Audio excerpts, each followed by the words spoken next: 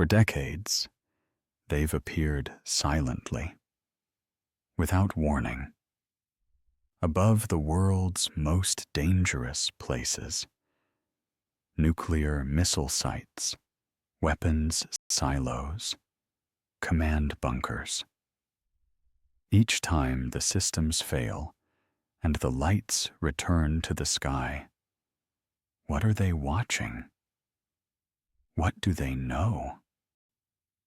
Welcome to Great Night Stories, where the hidden becomes softly spoken. Now, dim the lights, get comfortable, and let the story unfold. Tonight, we drift into the mystery behind one of the most persistent questions in modern history. Why do UFOs always visit nuclear bases? Chapter 1: Echoes from the Cold War.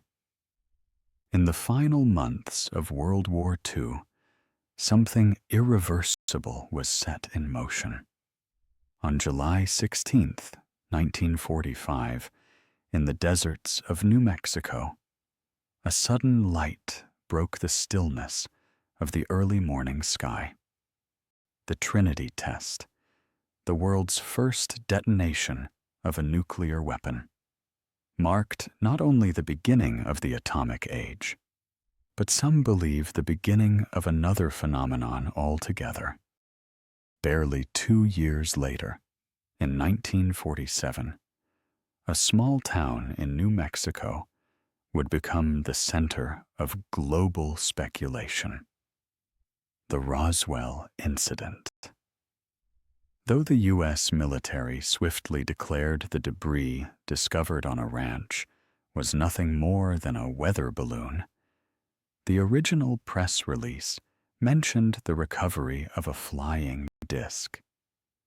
It was a confusing and quickly retracted statement, but it planted a seed, the idea that something unknown was sharing our skies. What followed was a strange parallel. As nuclear weapons were developed, tested, and stockpiled across the globe, reports of unidentified flying objects that moved with uncanny speed and precision, began to rise. In 1949, just 4 years after the Trinity explosion, a confidential FBI memo, known today as the Memo 6751, was circulated internally.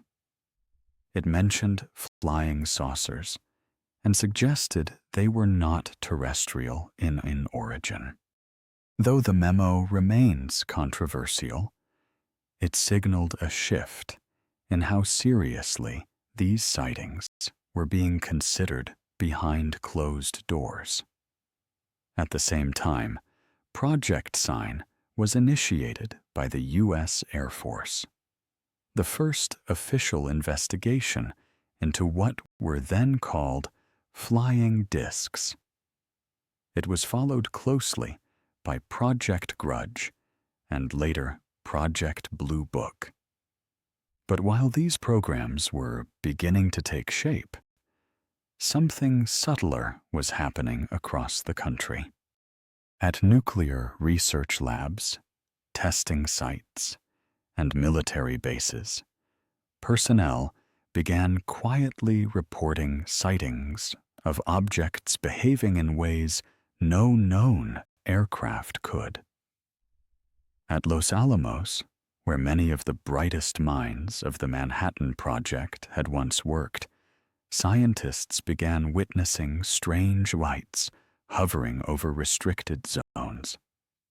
The sightings were often dismissed as atmospheric anomalies or misidentified aircraft. Yet the consistency in reports, silent, hovering, disc-shaped, became difficult to ignore. Meanwhile, In the Nevada desert, where nuclear weapons were now being tested regularly, security teams were logging reports of small, glowing orbs moving over the test range just before and after detonations. Radar operators sometimes tracked objects performing aerial maneuvers beyond the capacity of jets at the time. Again, these were quietly archived, not openly discussed. The link between these sightings and nuclear activity might have gone unnoticed had it not been for patterns. Each time a major test occurred, particularly in the U.S., waves of sightings seemed to follow in surrounding regions. The timeline continued this way through the late 1940s and into the 1950s.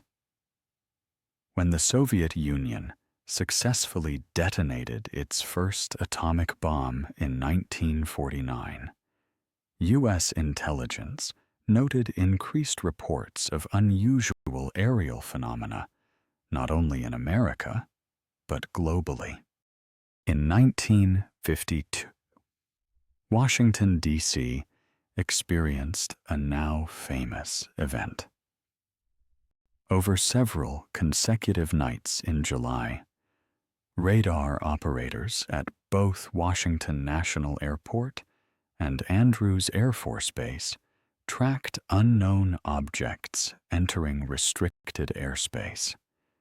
Jets were scrambled, but by the time they arrived, the objects vanished. When the jets left, the objects returned.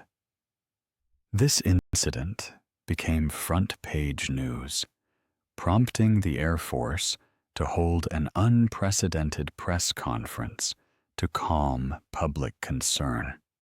Again, this happened during a period of accelerated nuclear development. To some within the military, the connection became harder to ignore. Internally, briefings began to acknowledge that a disproportionate number of UFO sightings were occurring in or near nuclear sites, not just weapons facilities, but power plants and research installations. Still, for the public, the story remained fragmented. Project Blue Book, which would go on to investigate more than 12,000 cases by the end of its life in 1969, officially concluded that most sightings had conventional explanations, but hundreds remained unexplained. In many of those, nuclear connections were noted quietly in the case files. It wasn't until decades later, after the Cold War began to wind down, that former officials started speaking out.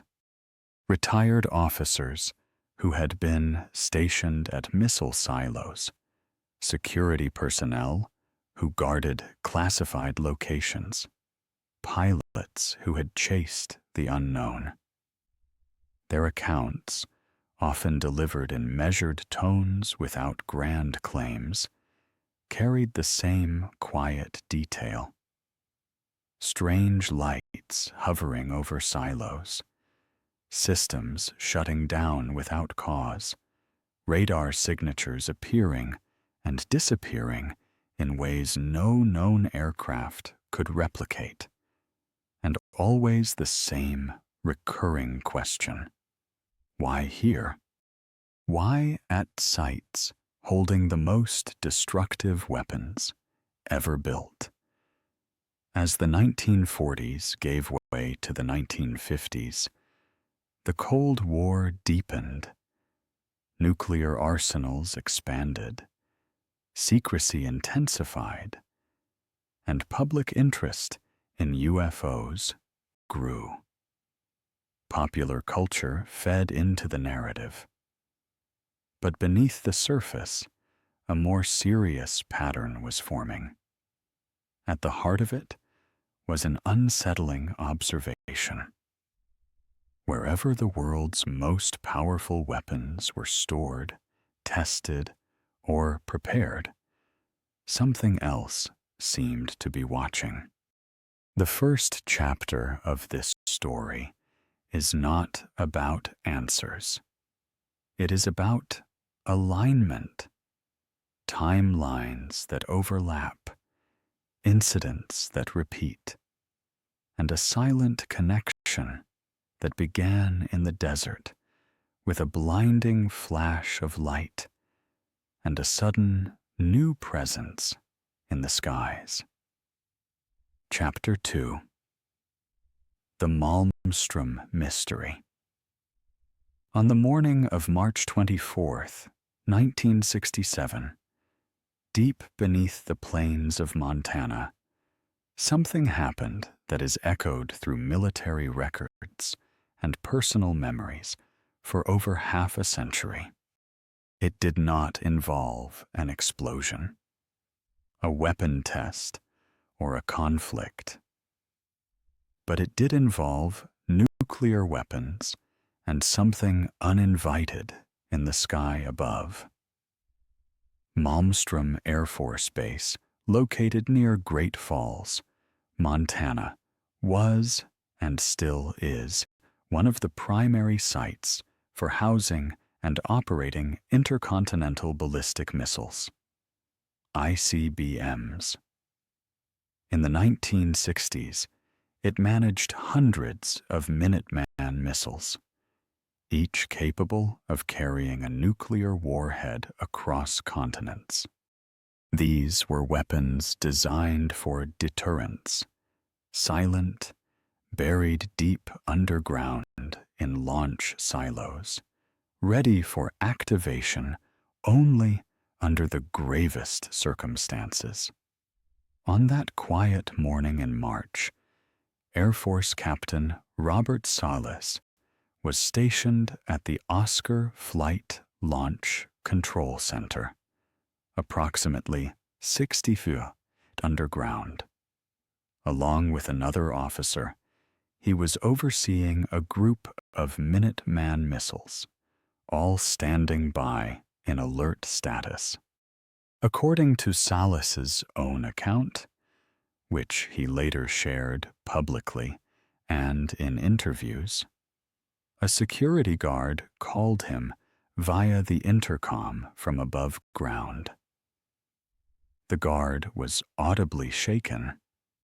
He reported strange lights in the sky, red, glowing, hovering silently, and moving with agility that didn't match any known aircraft. At first, Salas dismissed it. Perhaps the guard had mistaken a helicopter or a star. But minutes later, the call came again. This time, the guard's voice was panicked. The object was now directly above the front gate. It was large, red, pulsating. And then something unprecedented began to unfold below. One by one, the missiles under Salas's command began to go offline. Salas recalled looking at the missile status board as the lights changed from green to red, each missile going from alert to no-go. Within seconds, nearly 10 missiles had become disabled. Each missile was housed in its own underground silo, separated by miles, controlled by independent systems. Yet all failed in rapid succession. There was no explosion, no attack. no trace of mechanical failure that made immediate sense. Later investigation teams from Boeing and the Air Force were brought in. They could not identify any physical cause. Engineers found no signs of power surges or environmental disruption. The systems simply stopped functioning, as if something had overridden them. Salas was ordered to stay silent. The incident was classified, and for decades, it remained buried in the maze of official documentation and institutional memory. But the personnel involved did not forget. Years later, Salas began speaking out carefully and deliberately. He wasn't seeking headlines. His tone was consistent, calm, and professional. Others who had worked with him or nearby began coming forward as well. One of them was Lieutenant Colonel Dwin Arneson, who served as a communications officer at Malmstrom. He testified that reports of UFO activity during missile disruptions were not rare. Messages would circulate internally, flagged with urgency, but never released beyond classified circles. Another was Captain Eric Carlson, also stationed at Malmstrom, who confirmed that several missile shutdowns occurred during periods of reported aerial anomalies. The accounts, while varying in perspective, formed a steady pattern. Unknown aerial objects coincided with system failures that should have been impossible under normal conditions. What made the Malmstrom case distinct was not only the number of witnesses, but the presence of hard systems data. The missile status boards, the launch control logs, the subsequent inspections all confirmed that something abnormal had taken place. The Air Force did conduct an internal investigation. While the official summary acknowledged the shutdowns, it attributed the issue to an unknown electronic anomaly. The possibility of external interference was not ruled out, but neither was it pursued publicly. Years later, portions of documentation were obtained through the Freedom of Information Act, FOIA. Some pages were heavily redacted. Others provided fragments of technical analysis. In one memo, an officer expressed concern about system vulnerabilities in the presence of airborne unknowns, but no conclusions were presented, and no full explanation followed. In 2010, decades after the incident, Robert Salas testified at a press conference at the National Press Club in Washington, D.C., alongside other retired military officials. The event was not a dramatic revelation, but rather a composed attempt to present the facts under oath in public. Salas reiterated the sequence: UFO sightings, followed by the unexplained disabling of nuclear weapon systems. Journalists asked whether he believed these were extraterrestrial craft. Salas answered cautiously. He didn't claim to know what the objects were, but he believed the connection between the sightings and the system failures was more than coincidence. and that the public had a right to know. Other officers at the press event shared similar stories from other bases and dates. But the Mistrum case stood out because of its documentation, its reliability, and the credibility of those involved. Skeptics have offered alternative explanations over the years. Some have suggested software faults, electromagnetic interference, or even internal sabotage, but no theory has accounted fully for the timing, the consistency, and the correlation with unidentified objects seen in the vicinity. At its core, the Mistrum incident is not just about a sighting. It is about a breach, not of defense lines or airspace, but of technological integrity. In an era when deterrence depended on readiness, the very systems designed to respond had gone silent without apparent cause. And in the skies above, according to trained observers, something unknown had been watching. To this day, Malmstrom remains active. Its silos still house some of the most powerful weapons on Earth. But those who were there in 1967 remember a day when power, precision, and protocol were momentarily overshadowed, not by a threat from another nation, but by something entirely different. The implications linger quietly, not in alarmist tones, but in the calm question that underlies many of these stories. If something has the capability to observe and even interact with our most secure weapon systems, then who is observing whom? Chapter 3. Incursions at Minette and beyond. In the early hours of October 24th, 1968, something unusual unfolded above the vast open plains surrounding Minette Air Force Base in North Dakota.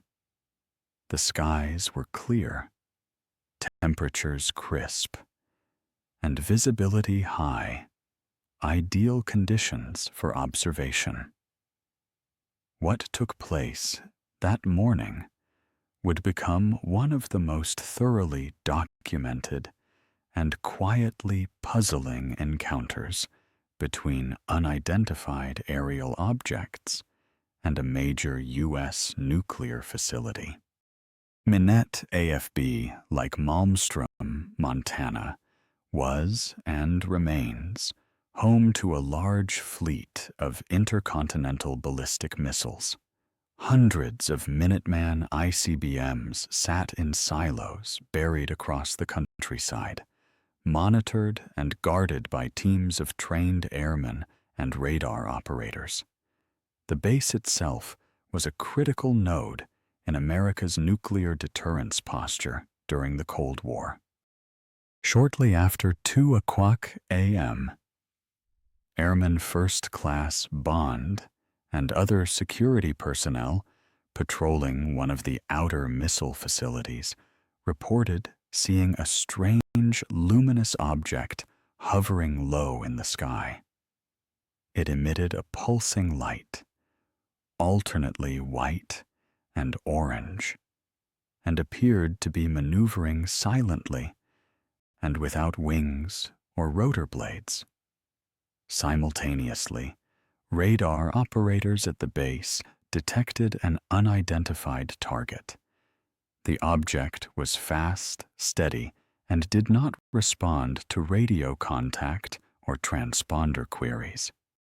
It moved in ways that didn't match any known aircraft, shifting altitude rapidly and executing tight turns without deceleration. At one point, the radar return showed it positioned directly above a nuclear missile silo. Witnesses described the craft as oval or disc-shaped, glowing, and seemingly intelligent in its movements.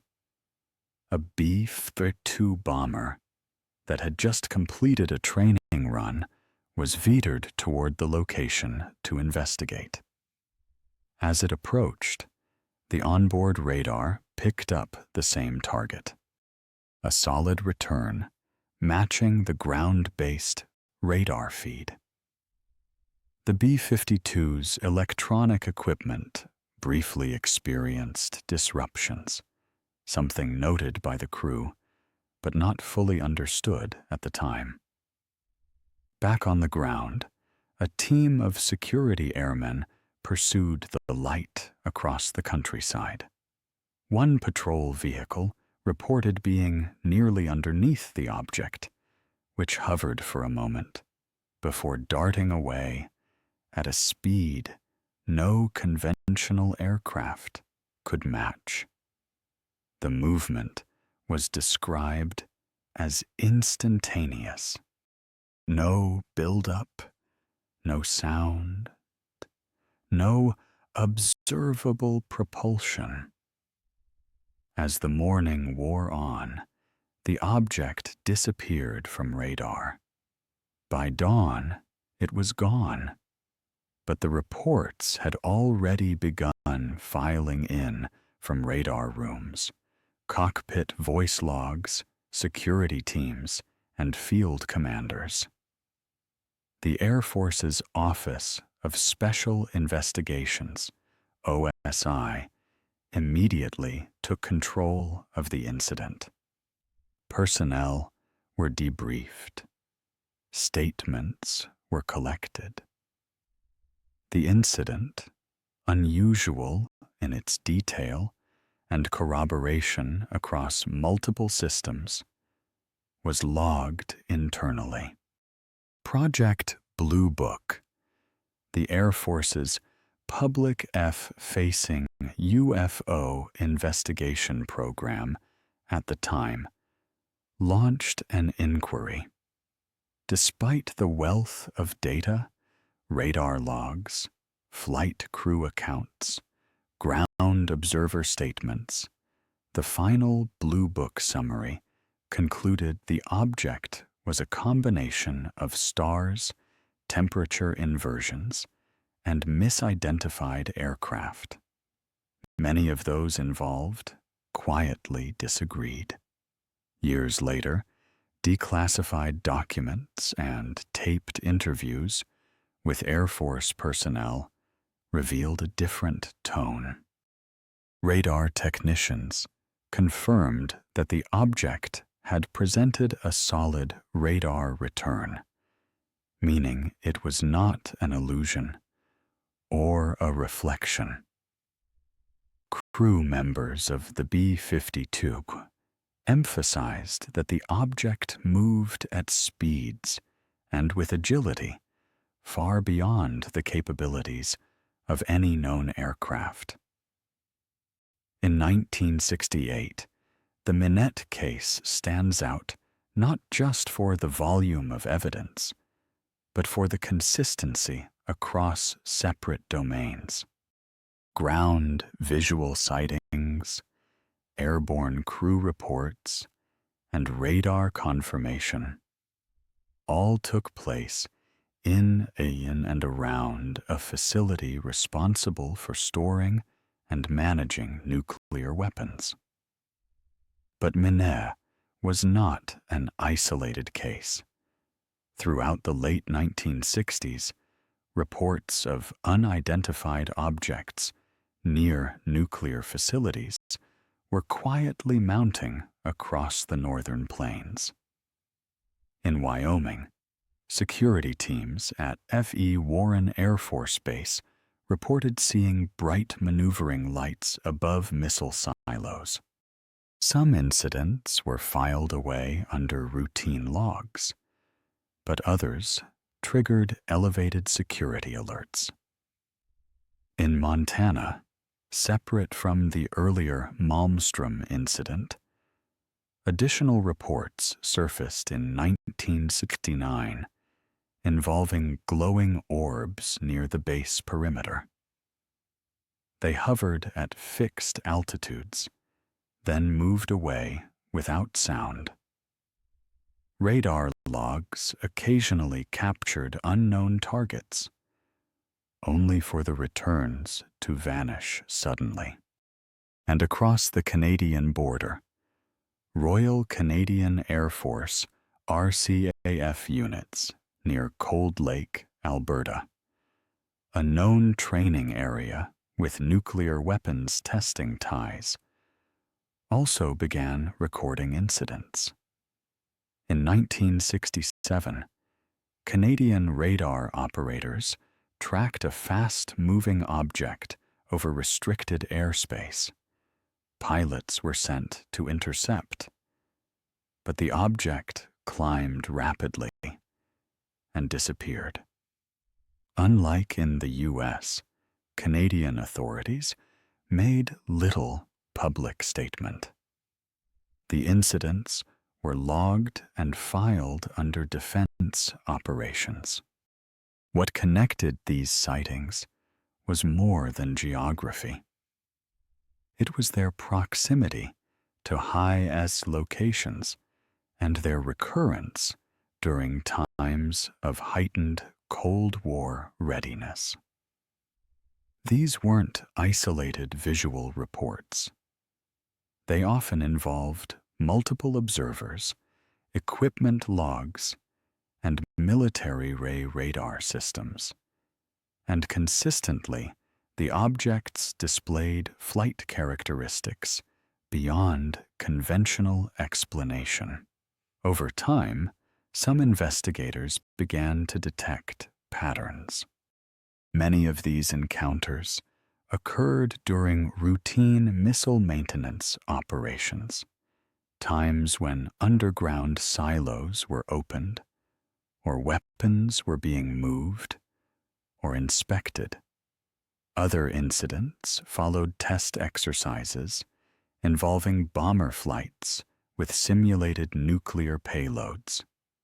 In retrospect, these patterns suggested observation, or perhaps testing, but by whom and for what purpose remained uncertain.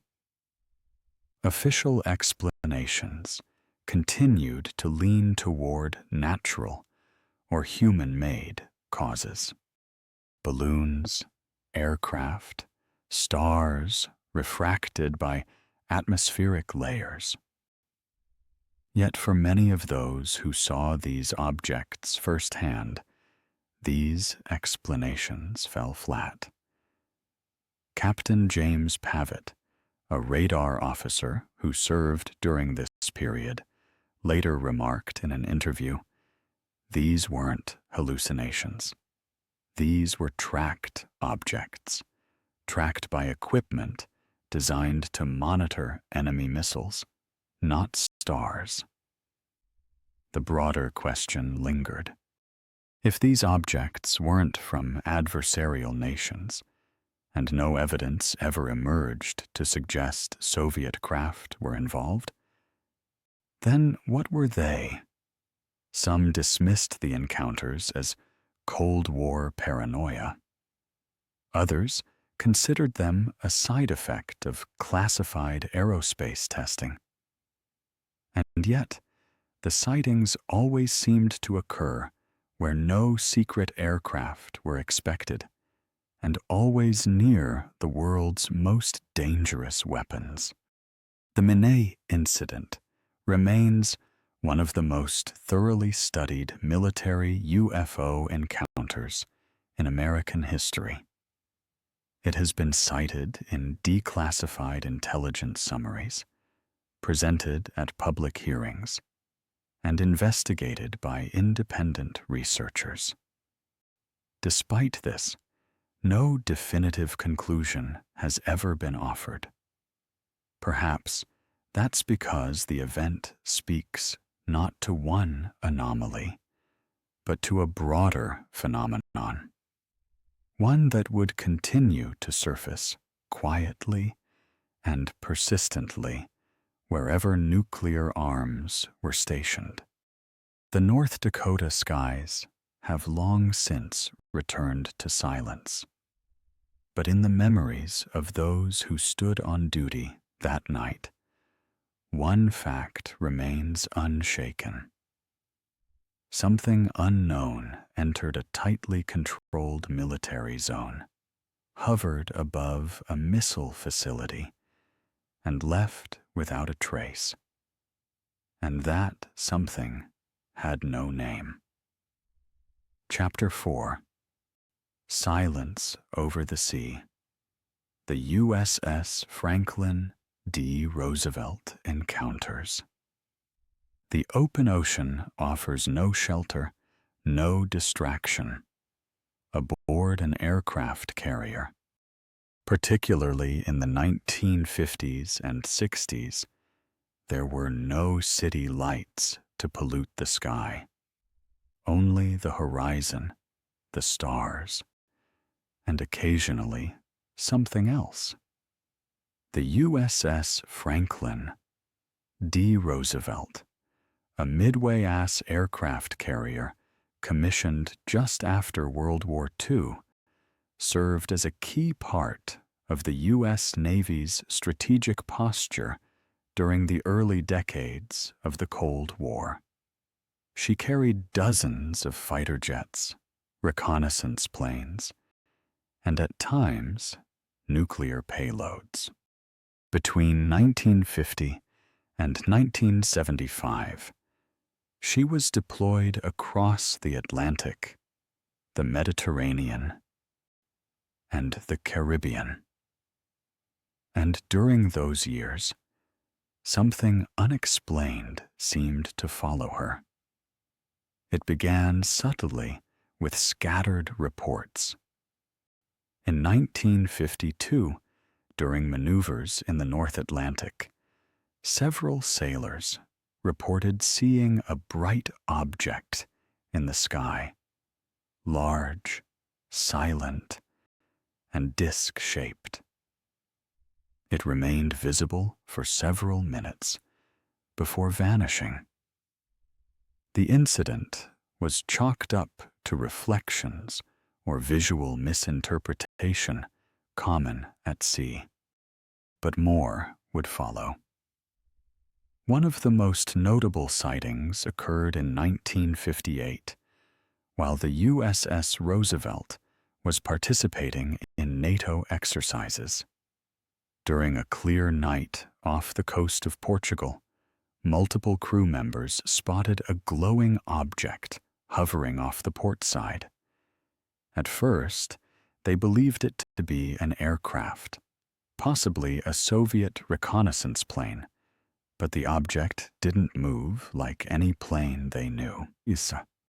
It stayed motionless for over 5 minutes, pulsing with a bluish light before accelerating and disappearing into the sky at an angle that defied normal aerodynamics. No sound, no heat wake, no radar signature, despite active tracking systems on the ship. The encounter was noted internally, but not discussed publicly. In 1962, another incident took place. This one during a deployment near Guantanamo Bay. Several officers, including a Navy photographer, reported seeing a spherical object with a metallic sheen moving in a controlled path parallel to the carrier group. What made this event different was the attempt to document it. The photographer, according to later interviews, managed to capture images of the object using official Navy camera equipment. But shortly after the film was developed, it was seized by intelligence personnel on board. The images were never released, and the photographer was told not to speak about the event. Encounters like these weren't isolated to enlisted sailors or junior officers. In 1973, Marine Major George Filer, a respected intelligence officer, recounted an experience while aboard the Roosevelt. During a routine flight operation, pilots returning from a mission reported an unknown object pacing alongside their aircraft. The object, described as a glowing cigar-shaped craft, remained visible for over 10 minutes. Pilots reported that their instruments became erratic as they approached it. Upon landing, they filed incident reports. Filer was tasked with logging the event and preparing a summary. He later shared that the report was swiftly classified and removed from ship records by visiting intelligence officials. What stood out about these incidents wasn't just their frequency, but the silence that followed. Sailors were discouraged from discussing what they saw. In some cases, they were formally debriefed. In others, they simply understood without needing to be told that certain things were better left unsaid. The Roosevelt, like many naval vessels at the time, occasionally carried nuclear weapons. Though details remain classified, it's widely accepted among historians and former personnel that U.S. carriers in the Cold War routinely deployed with tactical nuclear arms. The proximity of these weapons to the reported sightings raised questions that few dared to explore at the time. During this period, similar encounters were reported aboard other Navy ships as well. The USS Coral Sea and the USS Saratoga both had incidents involving glowing objects observed over open water, often during times of high alert status or weapons drills. But none seemed to gather as many consistent reports as the Roosevelt. The open sea offered both visibility and isolation. With radar, sonar, and visual watch stations operating 247, naval vessels were some of the most heavily monitored environments in the military. When an object entered that domain, especially near a carrier with nuclear arms, it did not go unnoticed. Yet, despite documentation and witness testimony, official statements rarely followed. Some researchers believe this silence was intentional, that encounters at sea, particularly those involving strategic assets like nuclear carriers, were deemed too sensitive to disclose. Others believe the sightings were quietly investigated, but yielded no actionable findings and were buried to avoid panic or distraction from primary operations. In 2001, decades after the Roosevelt was decommissioned, several veterans who had served on board began to speak more openly. Interviews collected by civilian researchers and former naval officers detailed multiple incidents, sightings, radar contacts, and unexplained equipment malfunctions, all in the presence of unknown aerial objects. One technician recalled seeing strange blips on the radar, often dismissed as sea clutter by supervisors despite their consistent shape and velocity. Another described an object that mirrored the carrier's movements for several minutes before accelerating into the clouds and vanishing from sight. None of these accounts were sensationalized. In fact, they were understated. Careful, quiet recollections from men trained to observe and report with precision.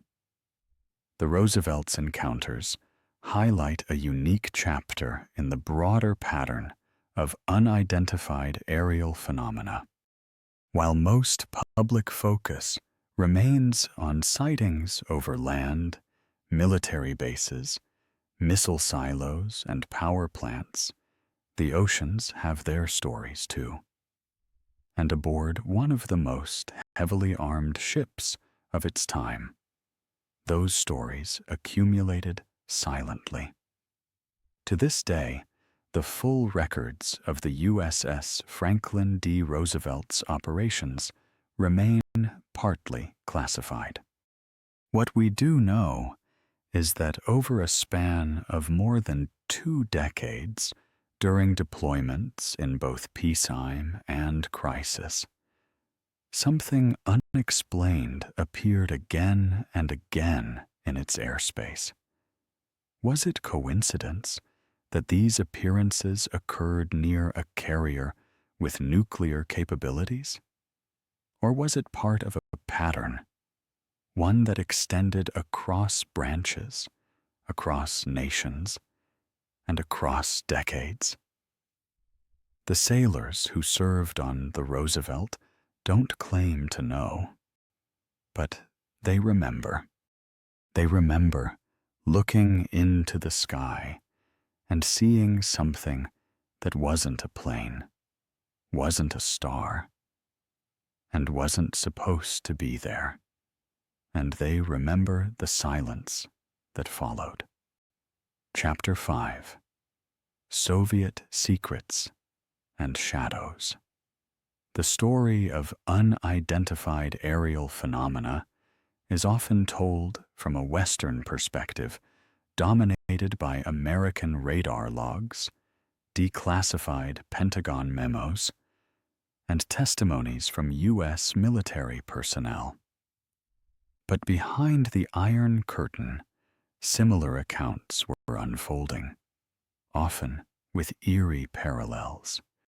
Hidden behind layers of Cold War secrecy, the Soviet Union maintained its own records of strange objects in the skies above its most sensitive military sites, including those that housed nuclear weapons. For decades, these accounts were silenced by tight controls over speech, media, and internal communication. Yet, after the fall of the Soviet Union in 1991, cracks began to appear in the wall of secrecy. Former officers, scientists, and even intelligence officials started sharing fragments of what they had once been ordered to conceal. And the pattern that emerged looked strikingly familiar. One of the most chilling and well-documented incidents took place in 1982 in the small town of Belokorovich, located in what is now northern Ukraine. At the time, the region was part of the Ukrainian Soviet Socialist Republic and home to a strategic nuclear missile base under Soviet command. On October 4, 1982, personnel at the base reported strange aerial activity in the early evening hours. A large, disc-shaped object was seen hovering over the missile site. The object emitted no sound and remained motionless for nearly 15 minutes. Base security teams were placed on alert. Attempts to establish radio communication went unanswered. Then, without warning, the missile launch control systems activated. Lights began to flash on the command console. According to witnesses, launch sequences initiated themselves, uncommanded, unauthorized. For 15 full seconds, the base was in a state of extreme emergency. The command protocols for launching nuclear warheads appeared to be counting down. Just before the sequence reached the point of no return, the systems shut down. No personnel had touched the controls. No drills had been scheduled. No hardware failure was discovered. An investigation by high-ranking military officials followed immediately. Technicians were flown in from Moscow. The security staff were interrogated. The conclusion, which was not released to the public, stated that an unknown technical malfunction had caused the false launch sequence. But several officers involved, speaking years later under anonymity, were convinced the phenomenon was triggered externally. They also noted what happened immediately after the event. The strange object vanished into the clouds, moving upward at a sharp angle and disappearing in seconds. This incident was not the first of its kind in Soviet records. Throughout the 1960s and 70s, Soviet nuclear weapons sites had reported unexplained aerial incursions. A declassified Russian military archive, released partially in the 1990s by retired officers, contained accounts of glowing objects maneuvering above strategic airfields, missile storage depots, and submarine bases.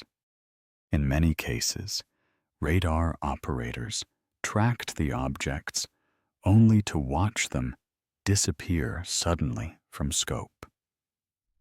In one report from 1977, a formation of unknown craft was tracked for over 5 minutes above a ballistic missile site near Krasnoyarsk, Siberia. Witnesses described the objects as triangular, with pulsating lights and moving at speeds that defied known Soviet aircraft. The objects maintained a fixed altitude, then performed synchronized maneuvers before vanishing at high velocity.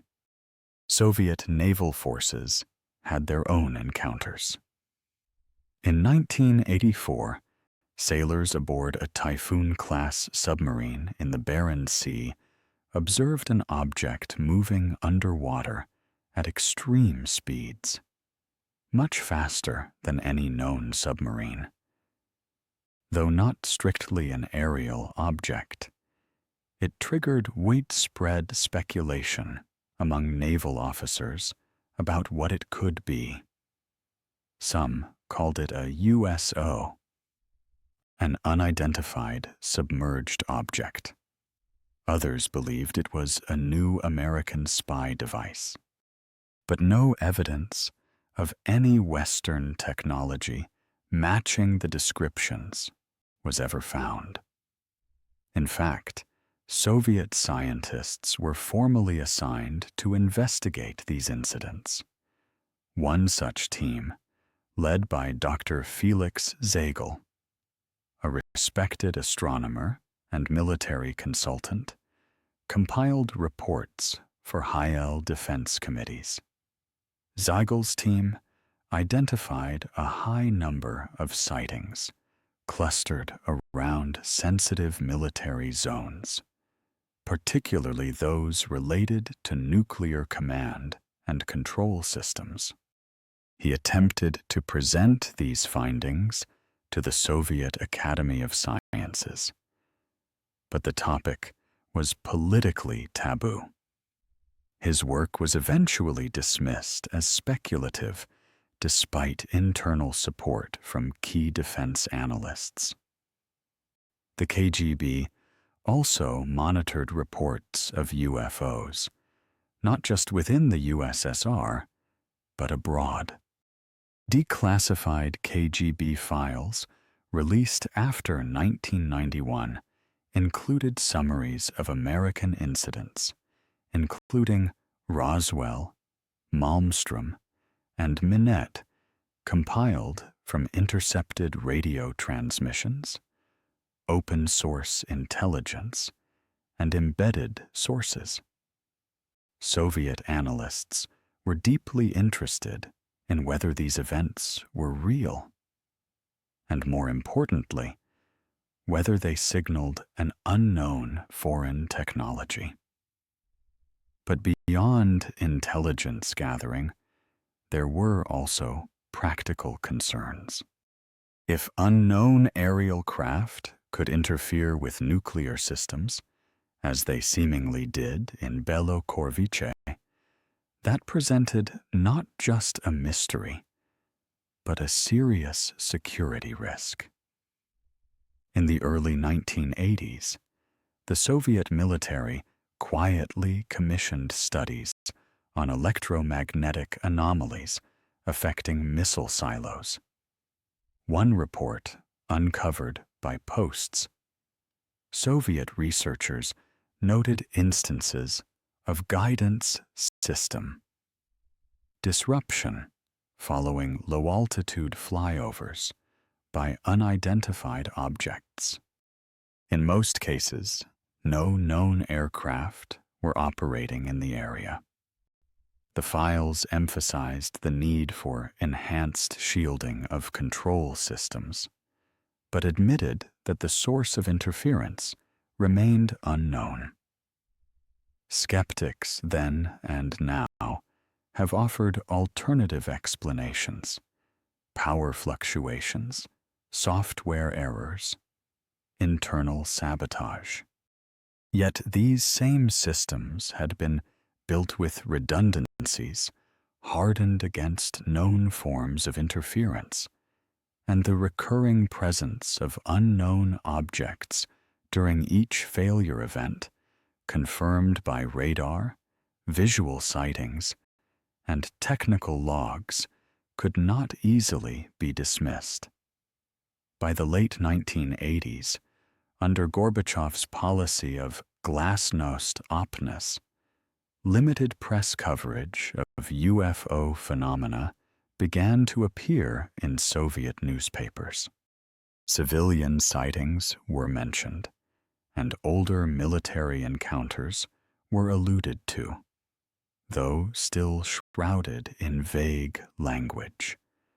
A 1989 Pravda article even referenced intelligence-gathering craft of unknown origin seen near missile bases, though it stopped short of naming specific incidents. Following the collapse of the Soviet Union, interest in these reports grew rapidly. Civilian researchers in Russia, Ukraine, and Belarus began collecting testimonies from former military personnel. Conferences were held. Declassified reports were analyzed. Patterns emerged, eerily similar to those reported in the West. objects appearing over nuclear sites, systems shutting down without cause, structured craft performing maneuvers far beyond known aviation limits, silence from command authorities, and always the same quiet question. Was someone or something monitoring our use of nuclear weapons? Today, these stories remain lesser known in the West. The Cold War kept them hidden behind walls of ideology and censorship.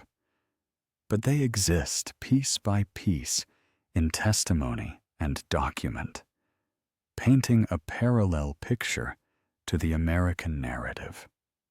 A story of glowing discs above silos, of countdowns that began without human command, of technologies that seemed both curious and capable, and in the cold precision of Soviet missile facilities, where control and order were paramount, these intrusions left an impression that would not fade.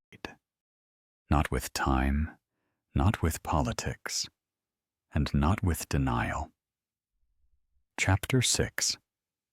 The Bentwaters Woodbridge File. In late December 1980, a string of events unfolded in a quiet forest in Suffolk, England. Events that would become one of the most significant and well-documented UFO encounters ever to involve U.S. military personnel stationed overseas. This was not a sighting by civilians or a second-hand rumor. It took place on NATO territory. It involved American servicemen trained in nuclear security, and it left behind physical traces. The twin bases of RAF Bentwaters and RAF Woodbridge, though under British ownership, were operated at the time by the United States Air Force. During the Cold War, they served as a major hub for U.S. operations in Europe. Officially, the U.S. denied that nuclear weapons were housed at the base. In reality, Bentwaters was one of the largest stockpiles of tactical nuclear arms in Western Europe. On the night of December 26, 1980, in the early hours of the 27th, security personnel at Woodbridge reported seeing lights descending into the Rendlesham Forest, a wooded area just beyond the base perimeter. At first, they assumed it was an aircraft crash, but as patrols moved closer to investigate, what they encountered defied that assumption. According to first-hand reports from airmen John Burroughs and Jim Peniston, a structured metallic object sat quietly between the trees. It emitted a soft glow, had a triangular shape, and bore unusual markings on its surface. It made no sound. The men reported approaching it, and in Peniston's case, even touching it. He later claimed the surface felt smooth and warm, and that strange symbols, resembling hieroglyphs, were etched into the hull. Suddenly, the object lifted vertically through the trees and disappeared at high speed. The following day, impressions were found in the ground where the object had allegedly landed. 3 triangular indentations, forming a perfect triangle. Radiation readings taken at the site registered slightly above background levels.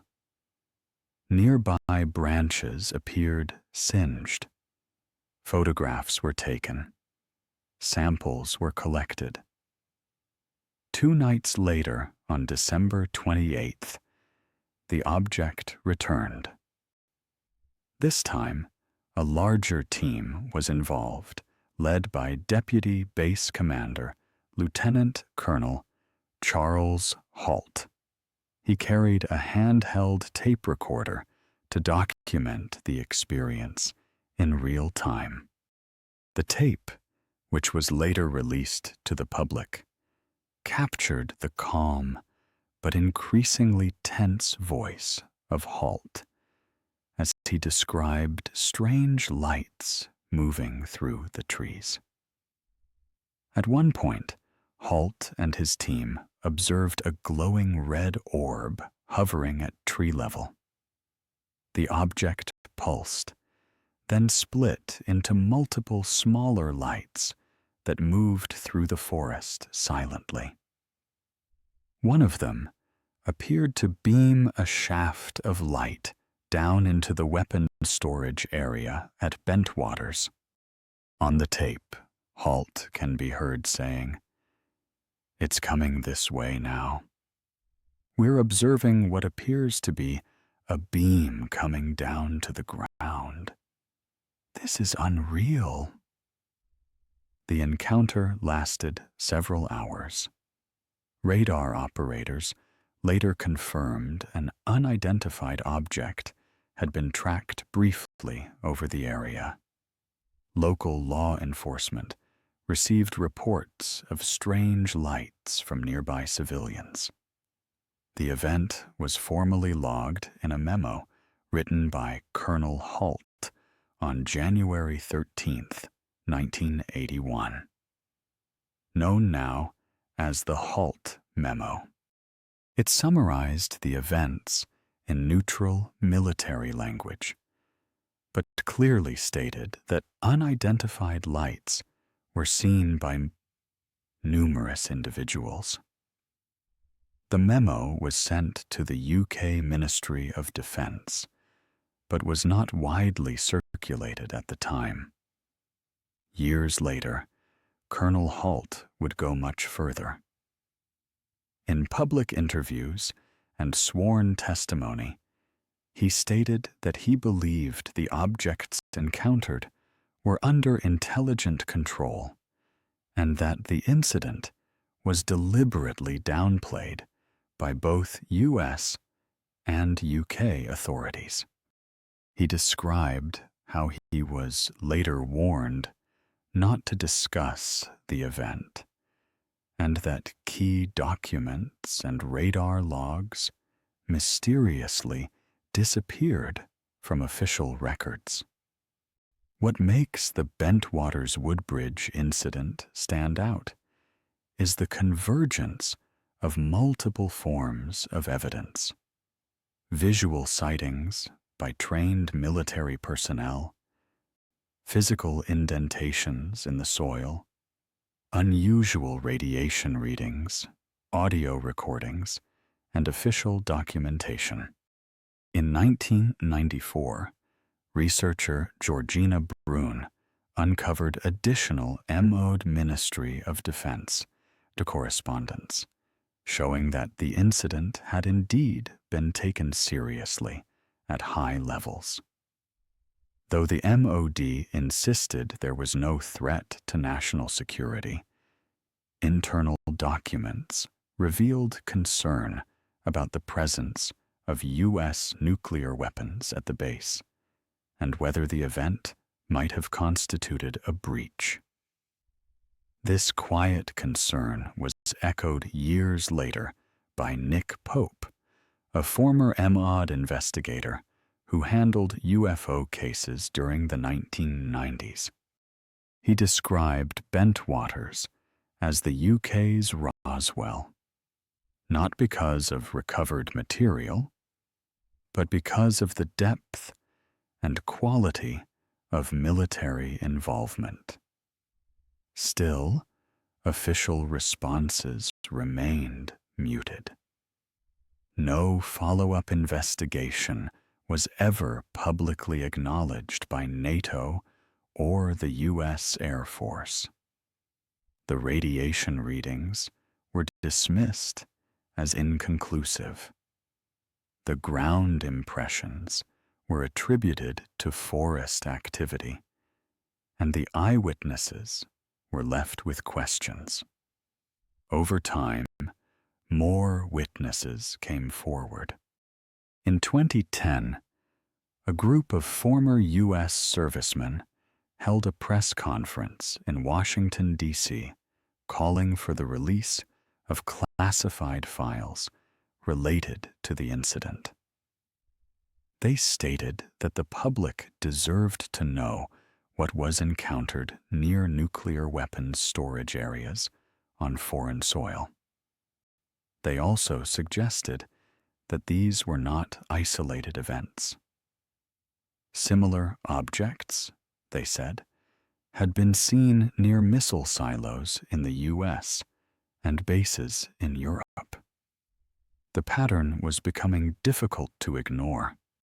What happened at Bentwaters Woodbridge was not simply a light in the sky. It was a coordinated multi-ite encounter involving base security, senior command personnel, and physical effects on the environment. It took place next to and possibly over one of NATO's most critical nuclear storage depots during the height of the Cold War, and it was never explained. Some researchers have speculated that the objects were advanced reconnaissance platforms, perhaps Soviet, perhaps experimental NATO craft. Others believe the beams of light and surveillance-like behavior point to a form of external monitoring. But monitoring by what or whom remains open to debate. Colonel Halt has stood by his account for over 40 years. He maintains that what he saw was not conventional. He believes it was intelligently controlled, and he has repeatedly expressed concern about the potential vulnerability of nuclear installations to unknown aerial intrusions. The Rendlesham Forest remains a quiet place today. A small trail now marks the route where the airmen walked. A metal plaque explains the event briefly, though not conclusively. No debris was ever found. No official explanation has ever been issued that satisfied all the facts. But the evidence, once scattered in whispers and memos, now sits in public view, in audio tapes, in testimony, in declassified summaries, and in the soil beneath the pine trees of Suffolk. And for those who were there, the night when the unknown came to the edge of the nuclear threshold remains clear, etched in memory, like the strange symbols on the side of a silent craft. Chapter 7. The phenomenon spreads Israel, India, and China. For much of the 20th century, discussions about unidentified aerial phenomena near nuclear facilities focused heavily on the United States and, to a lesser extent, the former Soviet Union. But as nuclear technology spread across continents, the pattern of strange visitations followed. From the deserts of Israel to the coastlines of southern India and the industrial sprawl of China's nuclear research centers, sightings began to surface, many of them echoing the same characteristics observed in the West. These incidents rarely made international headlines. In countries where secrecy surrounding nuclear infrastructure is strict and dissent is tightly managed, such stories often emerged only years later through witness testimony or leaked documents. But when they did emerge, they revealed that the phenomenon was not bounded by language, politics, or hemispheres. It was global. One of the earliest known non-Western cases connected to nuclear facilities took place in Diona, Israel. Deep in the Negev desert, the Diona Nuclear Research Center has long been the subject of intense speculation. Officially referred to as a reactor for peaceful energy research, it has widely been considered the core of Israel's undeclared nuclear weapons program.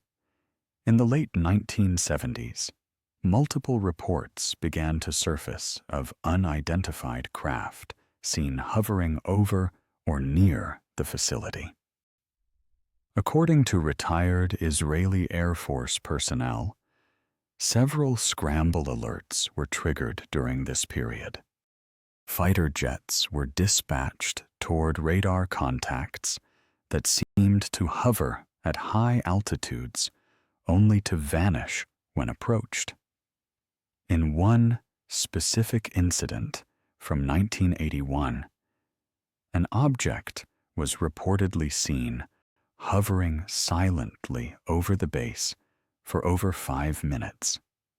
It emitted a bluish glow and performed a vertical ascent at high speed, all without setting off sonic booms.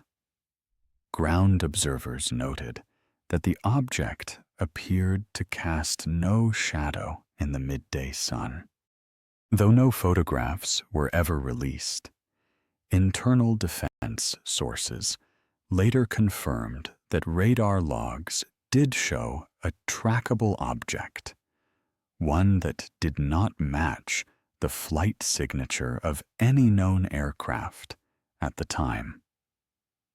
Israel's military quietly increased aerial patrols around the facility after the incident. No explanation was ever made public. Israeli officials have never officially acknowledged the event, consistent with their policy of strict secrecy surrounding Diona.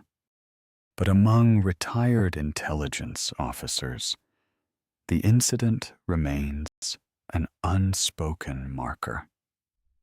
Another instance, when something entered restricted airspace and then vanished without trace. Thousands of kilometers to the east, another story was unfolding. This time in southern India, at the Kalpakkam nuclear power plant, located near the Bay of Bengal in Tamil Nadu. In October 2004, shortly after the devastating Indian Ocean tsunami, local news outlets reported an unusual sighting near the facility. Several fishermen and plant workers described seeing a glowing object in the early morning sky, hovering above the reactor complex for several minutes. Unlike aircraft, it made no sound and emitted a pulsing red light. Initially thought to be a military drone, the object shape and behavior did not match anything familiar. Multiple witnesses described it as disc-like and rotating slowly as it hovered in place.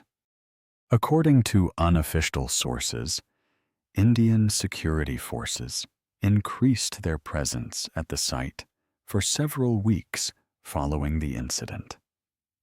Researchers in India's civilian UFO community, small but persistent, later published interviews with plant employees who, under condition of anonymity, claimed that this was not the first such event. At least 3 previous incidents had occurred since the late 1990s, all involving silent craft appearing at night above the Kalpakam facility. These accounts were never investigated publicly. The Indian Department of Atomic Energy declined to comment, and the Air Force denied any unusual radar activity. But what stood out was the repeated nature of the sightings, always near nuclear infrastructure, always involving structured craft, and always vanishing before interception could occur. India's growing nuclear arsenal, both civilian and military, seemed to be quietly attracting the same pattern of observation that had been seen in the US, Russia, and Israel. To the north, in China, the situation was even more opaque. As one of the world's most secretive states when it comes to military affairs, China has historically avoided any public discussion of unidentified aerial phenomena. Still, leaked reports, civilian witness statements, and limited regional press coverage point to a consistent and closely guarded presence of UFO sightings near nuclear sites. In 2009, residents of Liangshan, a city in Sichuan province, observed a large cigar-shaped object hovering in the night sky near a known nuclear materials facility. Videos taken on mobile phones showed a glowing bar of light that remained stationary for over 10 minutes before disappearing suddenly. The videos spread quickly online before being taken down by censors. Independent researchers, both inside and outside China, traced the location to an area close to the Lash's nuclear power base, a sensitive facility involved in fuel processing. Though the government offered no statement, additional eyewitnesses later confirmed that military aircraft were seen circling the area shortly after the object appeared.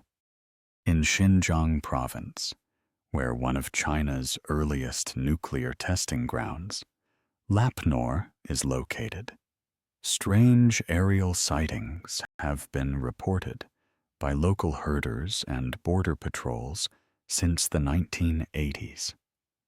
Though harder to verify, some accounts describe glowing orbs and structured objects that silently moved across the sky before vanishing into the desert. Military presence in the region makes independent investigation almost impossible. But the consistency of reports over decades suggests that the phenomenon is not unknown to Chinese defense circles. A Chinese academic paper published quietly in 2012, which escaped censorship for a time, made note of unexplained aerial phenomena recorded during technical operations at several restricted installations. While the language was vague, the implication was clear. Certain sightings had taken place at nuclear-adjacent sites, and the nature of the objects observed was not understood. Whether in the Negev, the Bay of Bengal, or the deserts of Xinjiang, the same themes reappear.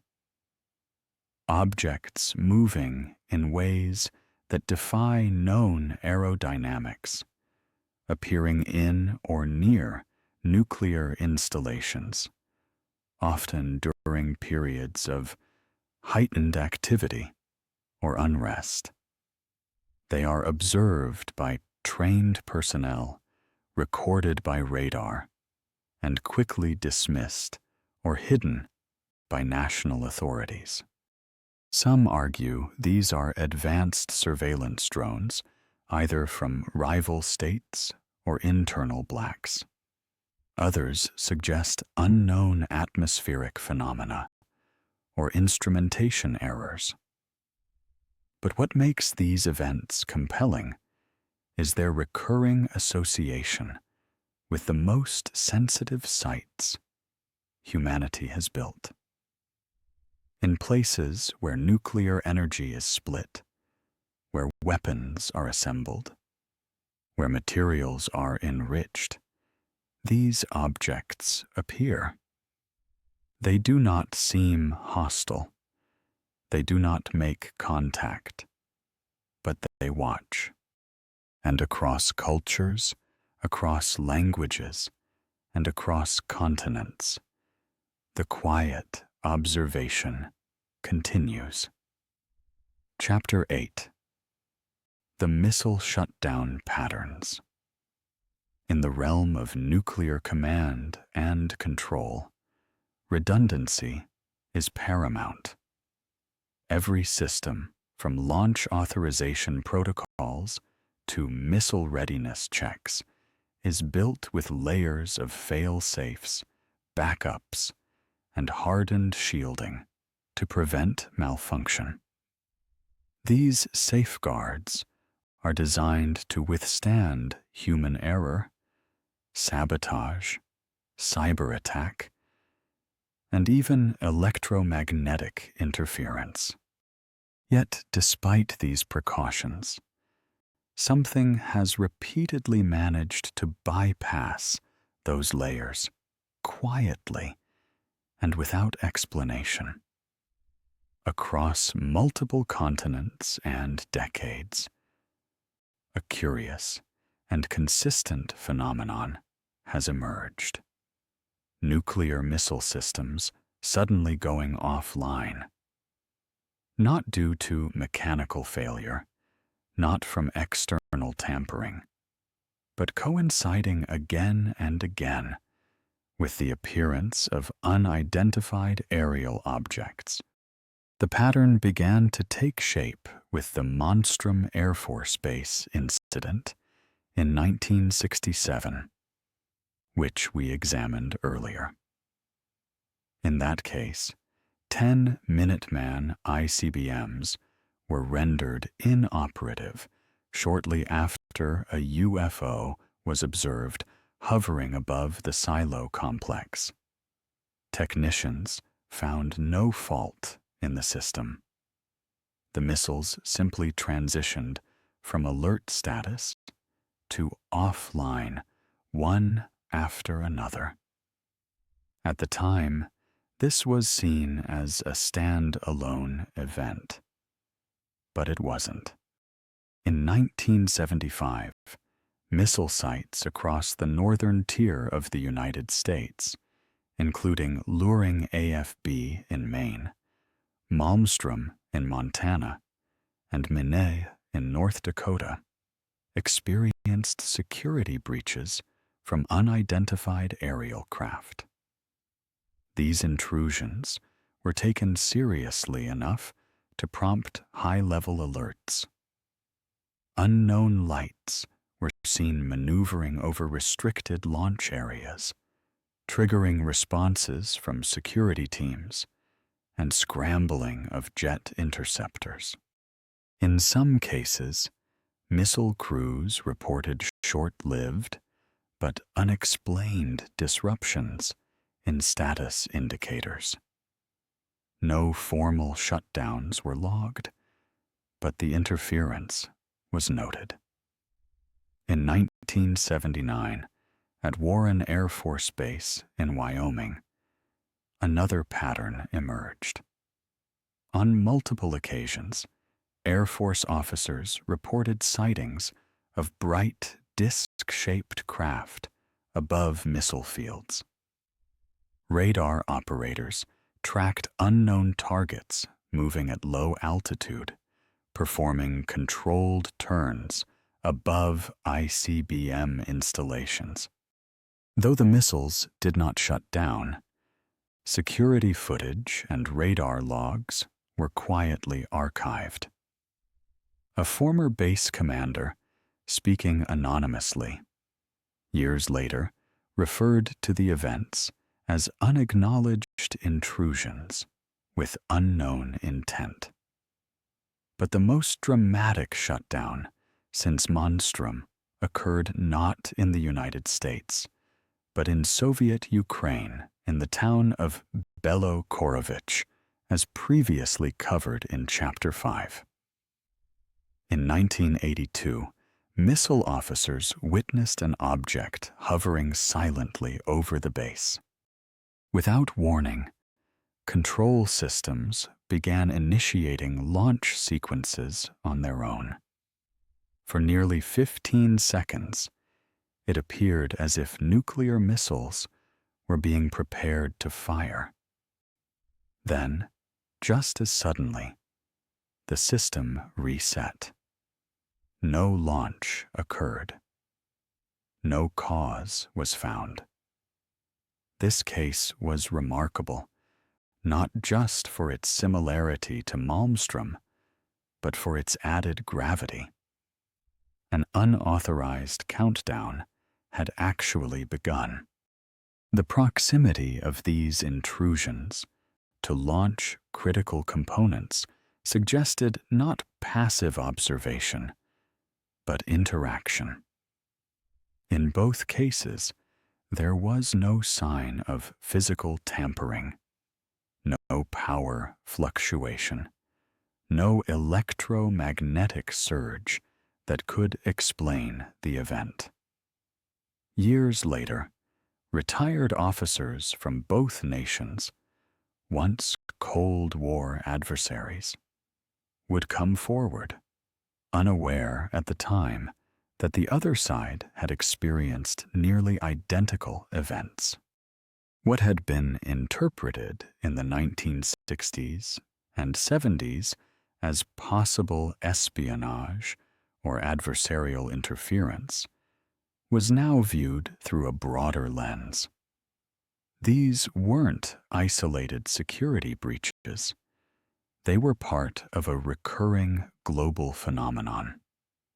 By the 1990s, with the Cold War over and military archives slowly opening, researchers began comparing these incidents side by side. The consistency was striking. Each case had taken place at or near an operational nuclear missile facility. All of them involved visual sightings or radar confirmation of unidentified aerial objects. In every instance, systems experienced failures or uncommanded disruptions that could not be traced to technical faults or human error. Yet despite the severity of the interference, none of these incidents resulted in physical damage or a permanent loss of function. And in all cases, the objects responsible vanished without a trace, leaving no debris, no signature, and no explanation.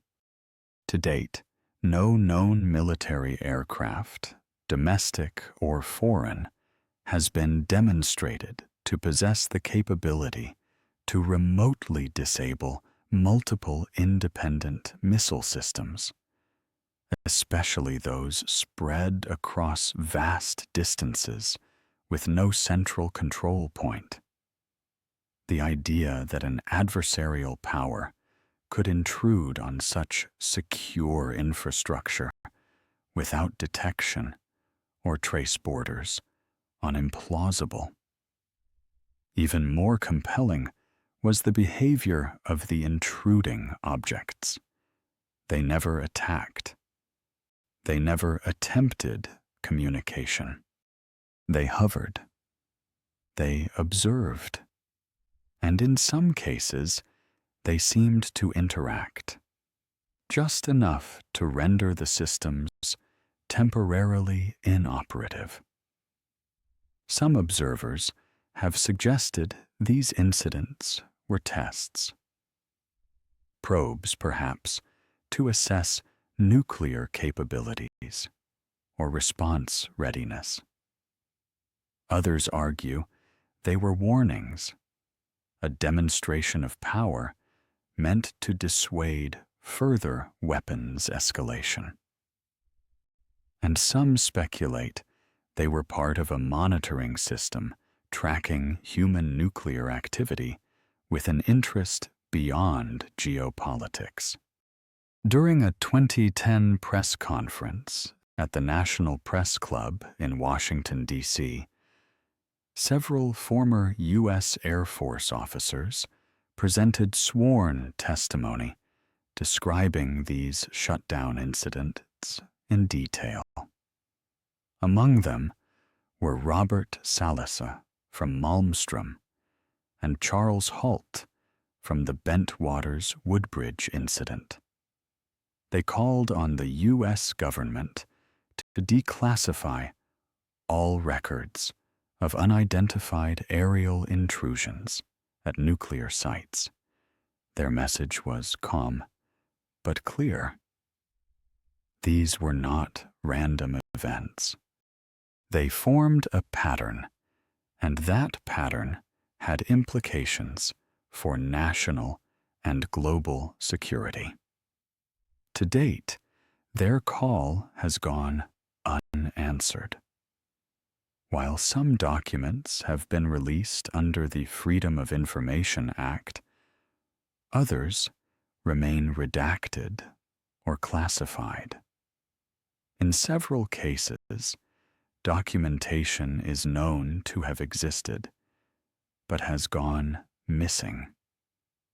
Erased logs, misfiled reports, tapes that were accidentally recorded over. This lack of transparency has done little to calm speculation. If anything, it has pushed former insiders to speak more openly. In interviews conducted in the 2010s, retired missile maintenance officers have described the aftermath of these shutdowns as chaotic. Investigative teams would arrive quickly. Personnel would be debriefed, and then silence would follow.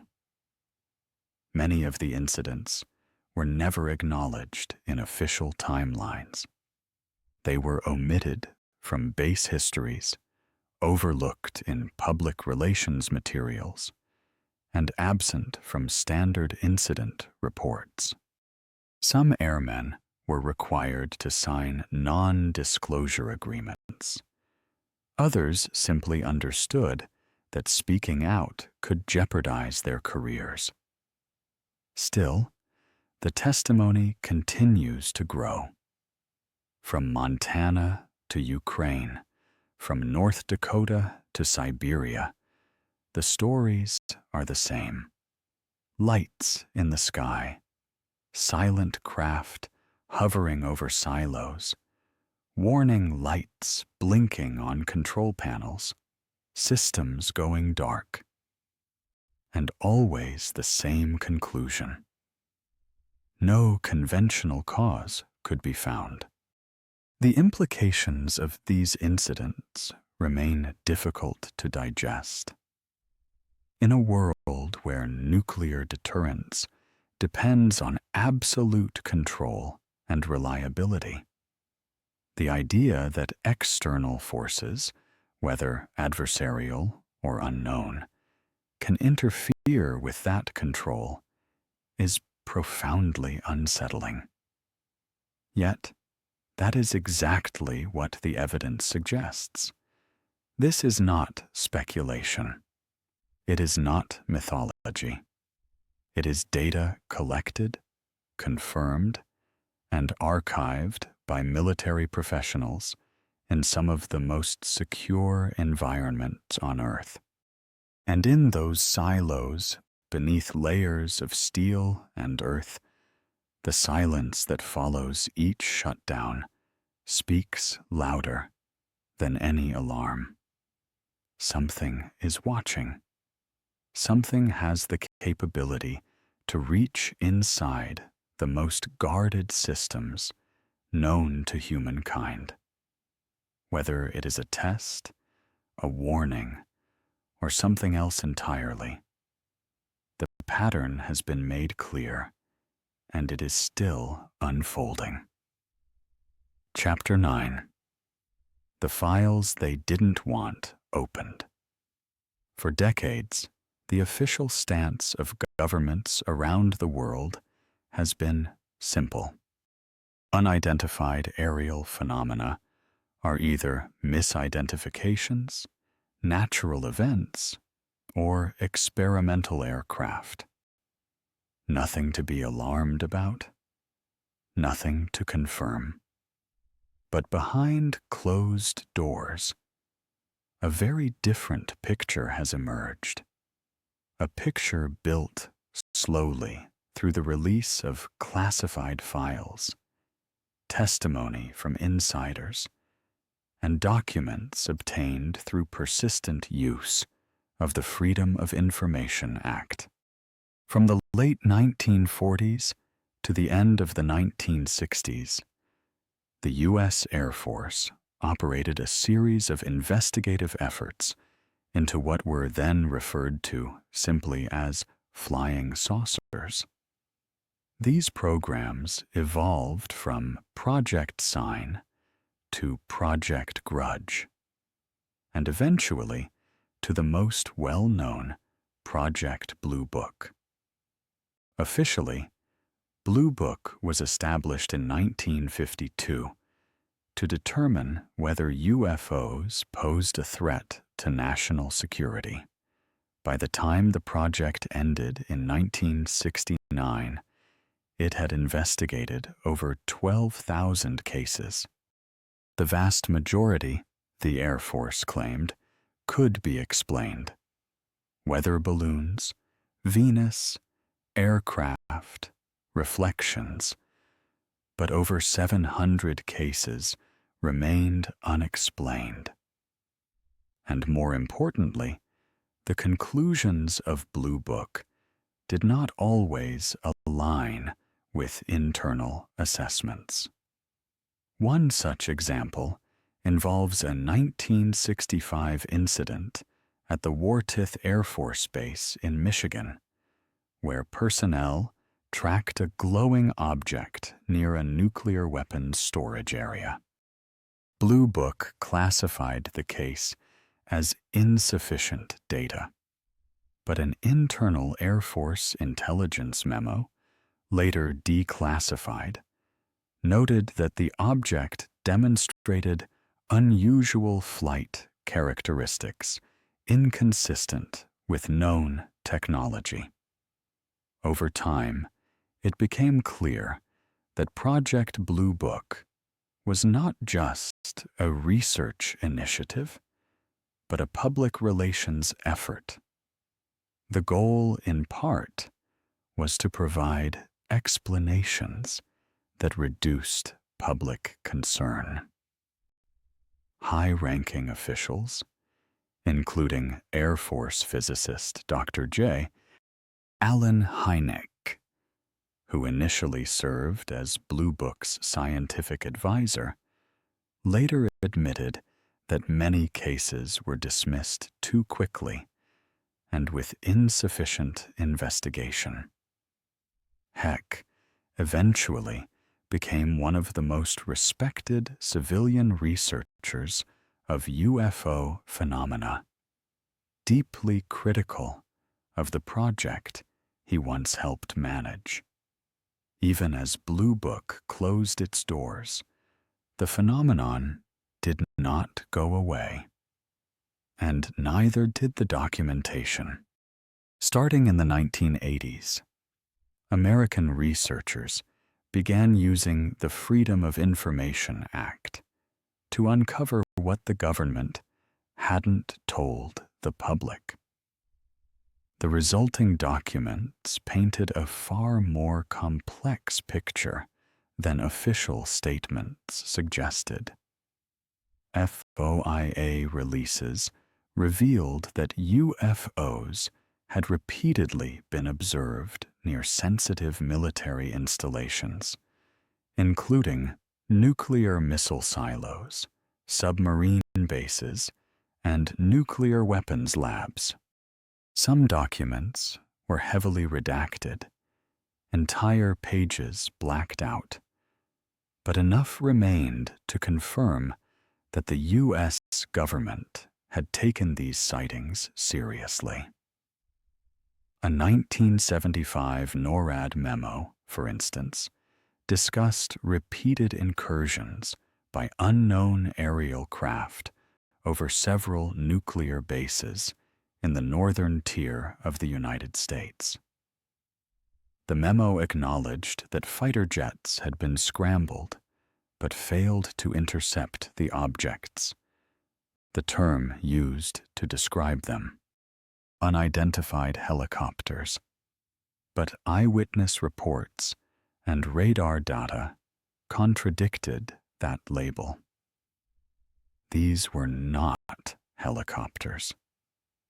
They were silent, fast and moving, and capable of hovering for long periods, well beyond the capabilities of rower craft at the time.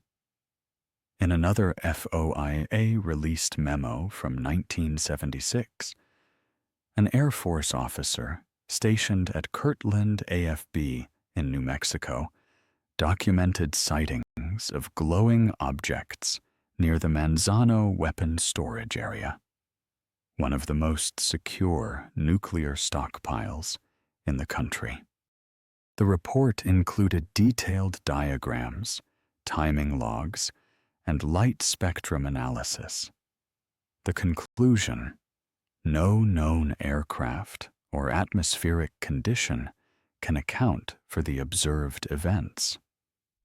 Other documents, uncovered by FOIA users, revealed that some incident routes were classified far above routine clearance levels.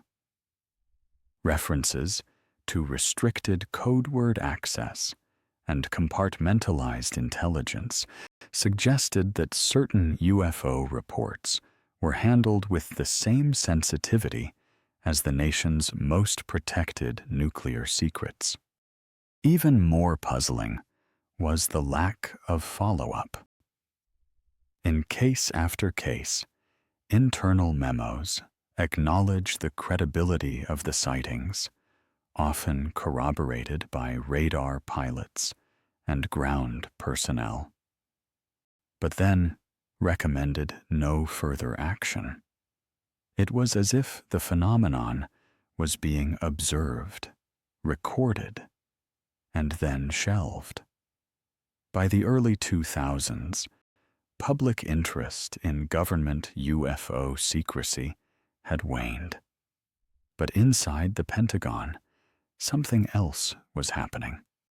In 2017, investigative journalists revealed the existence of a previously undisclosed program, the Advanced Aerospace Threat Identification Program, AATIP, funded with $22 million of black budget money. AATIP operated within the Department of Defense from 2007 to at least 2012 and possibly longer.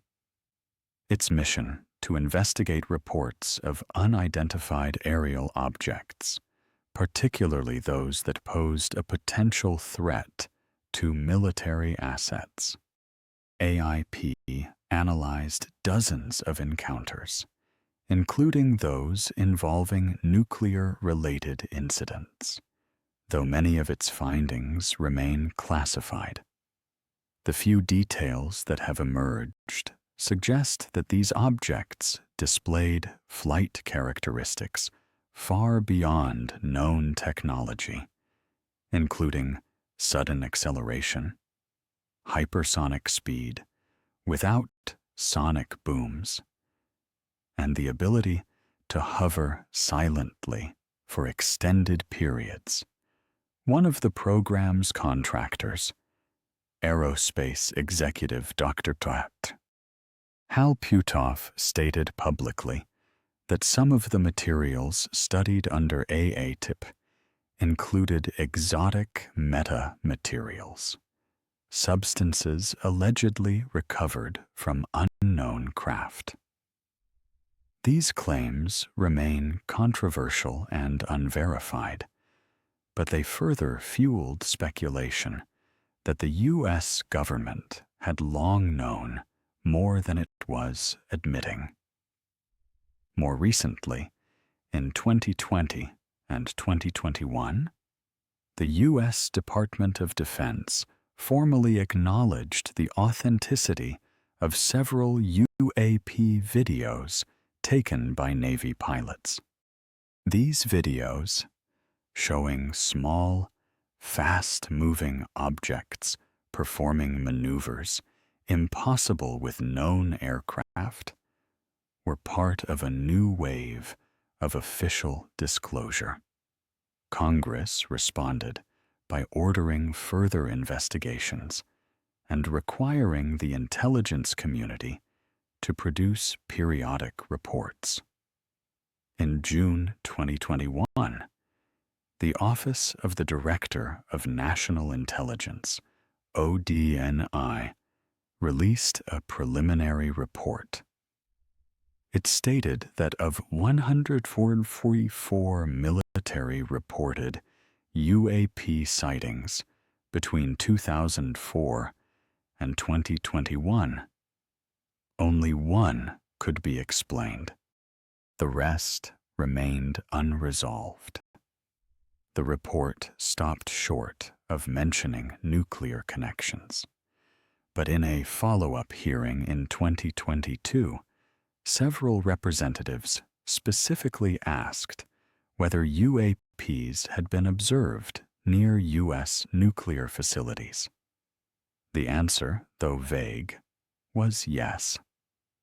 Still, official documents often tell only part of the story. For every memo released under FOIA, there are others still hidden. For every report acknowledged, others remain classified.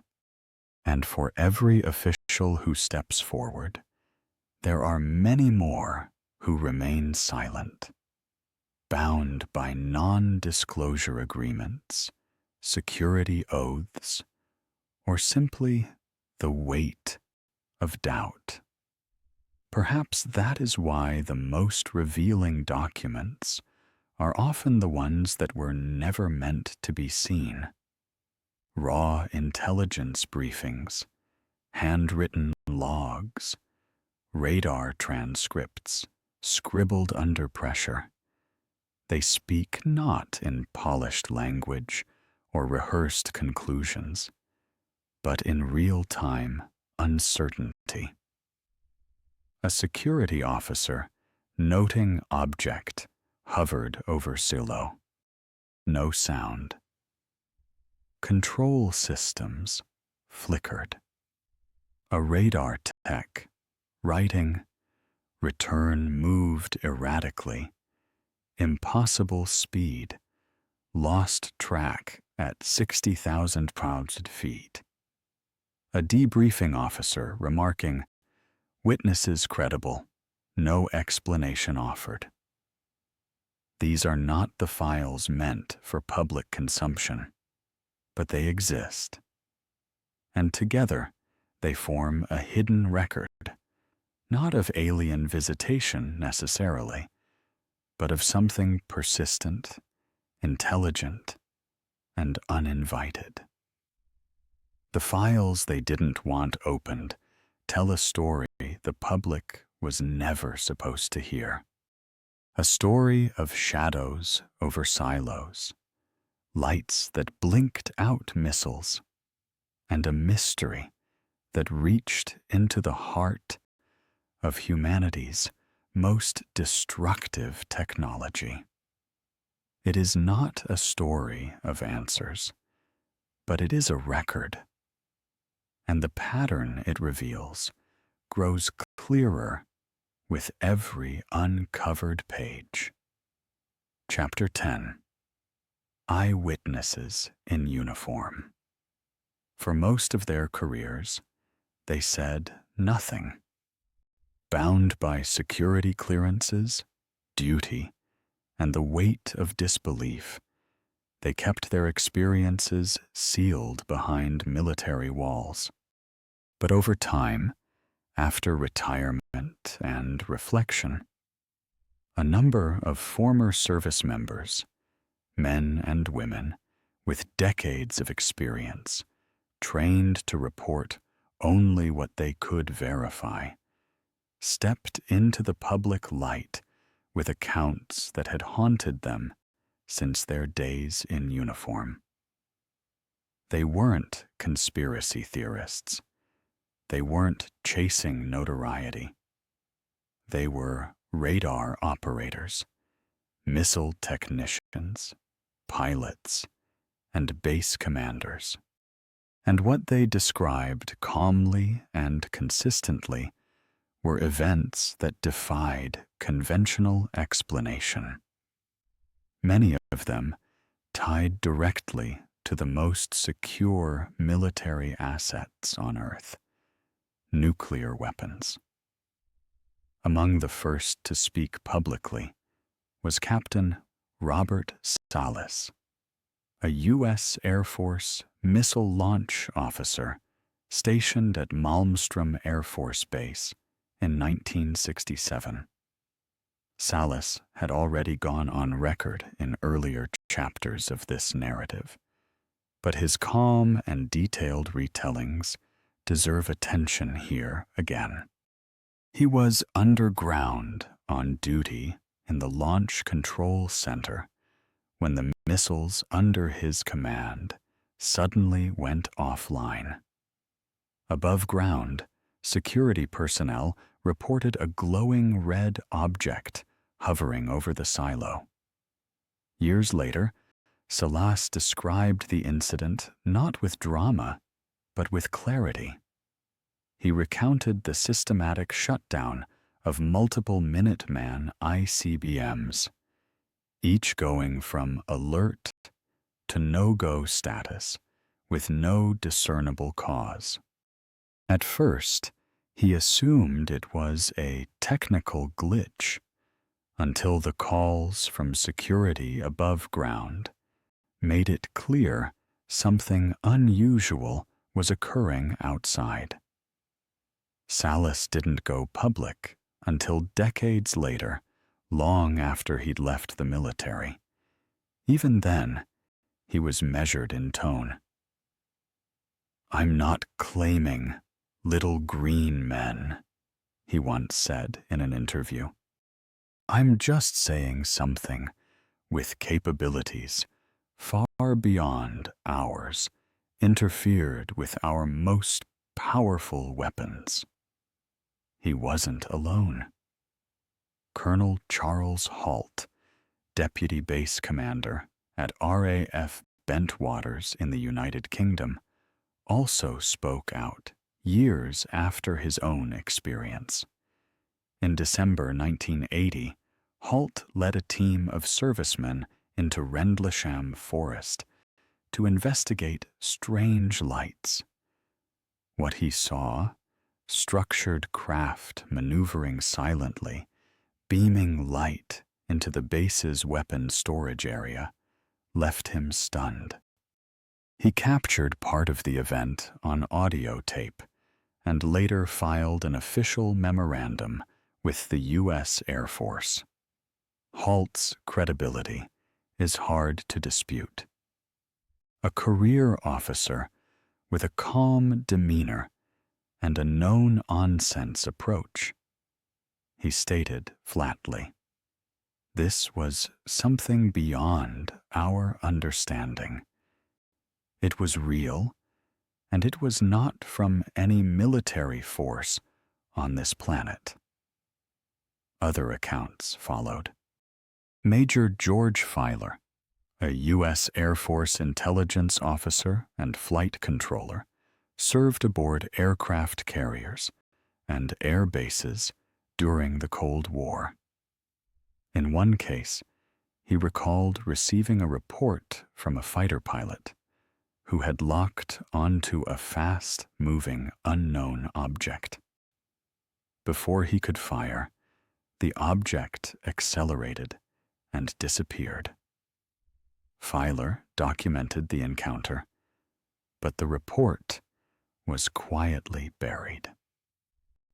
He later said, "We were told not to pursue it further, but I knew what I saw on radar. That object was not ours, and it wasn't theirs either." In 2001, at the National Press Club in Washington, D.C., a group of retired military officers held a public conference organized by the Disclosure Project. Among them were missile launch officers, radar specialists, and intelligence analysts. They spoke of objects hovering over launch sites, disabling control systems, and departing at speeds that defied physics. One of them, Lieutenant Colonel Dwin Arnerson, who served as a communications officer at Malmstrom AFB, confirmed that messages about UFOs disabling missiles were routinely passed through secure military channels. Never acknowledged openly, but never denied internally either. Another speaker, Captain Bruce Fenster, described a glowing object hovering over a missile site in Colorado in the 1970s. The missile's guidance system failed shortly after the sighting. He submitted a report which was later classified. Notably, these officers weren't all from the same base or time period. They came from different decades, different regions, even different branches of the armed forces. Yet their stories, independently verified and corroborated, followed the same outline. Unknown aerial craft appearing near nuclear facilities, sometimes triggering systems failures, always leaving without trace. And it wasn't just Americans. Colonel Boris Sokolov, a retired Soviet defense official, confirmed in a post-Cold War interview that Russian military personnel had also encountered unidentified craft near their nuclear weapons depots. He described a case in which objects appeared over missile bases in Ukraine, triggering uncommanded changes in launch status, similar to the 1982 Bayel-Korovice incident discussed in Chapter 5. In France, retired Air Force General Denis Lay participated in a government IFIA-funded study on UFOs known as the Kameda Report, published in 1999. The report concluded that some UFOs appeared to be of extraterrestrial origin, and noted that many of the most serious cases involved strategic military assets, including nuclear sites. What united these testimonies wasn't belief. It was observation. These were trained individuals operating in environments where every movement, every anomaly was recorded and scrutinized. They had been taught to remain calm under pressure, to log everything with precision, to speak only to what they could confirm. And what they confirmed was this. Again and again, over decades, unidentified objects penetrated restricted airspace, interacted with nuclear systems, and departed without detection or interception. Why did they choose to speak out? For many, it wasn't an easy decision. Some had been warned not to discuss the incidents. Others feared ridicule. But as years passed and their careers ended, many felt a responsibility to the public, not to provoke fear, but to encourage awareness, to demand transparency, and to confirm beyond doubt that something unusual had taken place. In interviews, many of these eyewitnesses expressed frustration. They were not calling for panic or assumptions of alien visitation. They were simply calling for honesty. If unknown craft can disable nuclear weapons, even temporarily, shouldn't the public know? If global military personnel have observed this pattern for half a century, isn't that worth further inquiry? They weren't asking for belief. They were offering evidence, the kind collected not by theorists, but by men and women trained to defend nations. Their uniforms may now be folded away, their tours of duty long finished, but their voices remain steady, and their stories remain consistent. And together, those stories ask one quiet, persistent question. If so many of our most trusted defenders saw the same thing, what is it we've been defending against? Chapter 11. Modern Incursions and the 21st Century. As the 20th century gave way to the 21st, the conversation surrounding unidentified aerial phenomena, now rebranded in official discourse as UAPs, unidentified aerial phenomena, began to change. So did the tools used to monitor the skies. Radar systems grew more precise. Surveillance satellites became more numerous, and sensor data more sophisticated. Despite this progress, or perhaps because of it, the mysterious intrusions into nuclear-adjacent airspace didn't stop. In fact, they continued, only now they left behind better evidence. In April 2004, at Los Alamos National Laboratory in New Mexico, motion-activated security cameras captured a glowing orb maneuvering silently over one of the lab's restricted areas. The object appeared suddenly in the infrared spectrum and then drifted out of frame.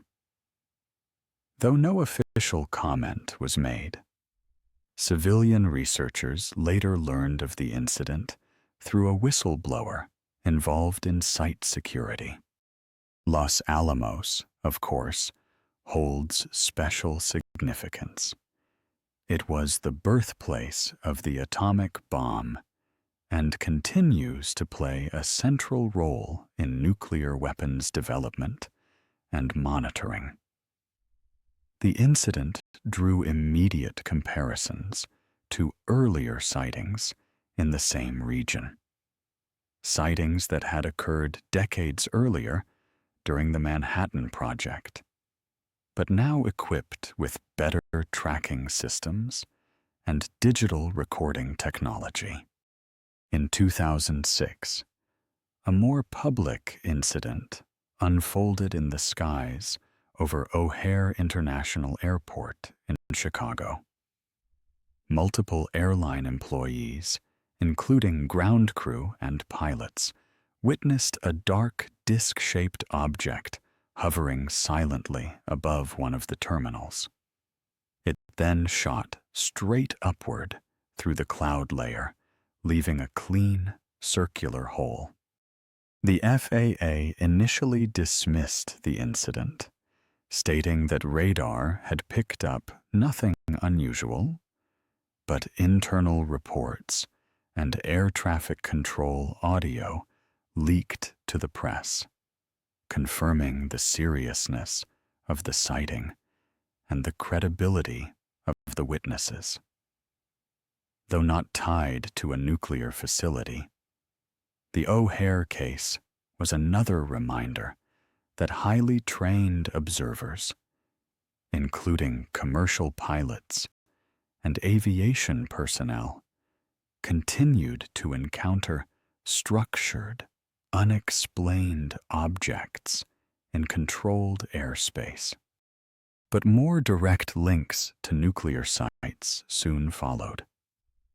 Between 2010 and 2015, a cluster of UAP sightings emerged around the Hanford site